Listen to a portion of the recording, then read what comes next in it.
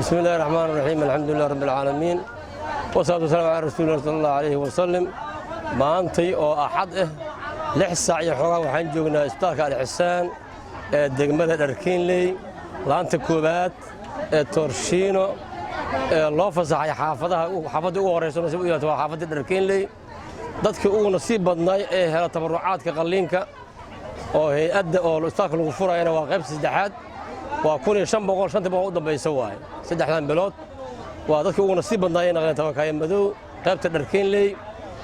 dadku ugu nasiib badan oo heleen qalliinka ugu badan heleen naqdeen oo gobolka Banaadir intaas waxay ku dhacday fiillaah alxamdi dadaalka Dr. Cabdiqaadir Social juhdiga uu galishay dadka masaakiinta barakacayaasha dadka danyarta ah dadka maaragtay aan qabin oo wax tawliya aan qabin waxay soo gaaray waxa rekoorka soo gaaray way oo wax lagu suubihayo oo yar xataa asay inuu dhiibay naqatay qonta $35 xaq loo gudbiyo hadda heli waayay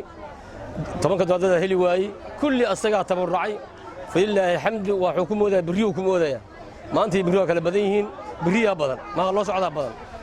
ma asan rabay wax la sii dhigto oo wax lagu arursado Allah waa aqbalo dadkaana waxay maartay u suubiyay iskooda maartay ducadooda Allah waafajiyo inta uu falaayo taraka kulli wax qarab Allah si laba isoo waa joogan ku duca kare Allah kala dhigo aqbal Faatiha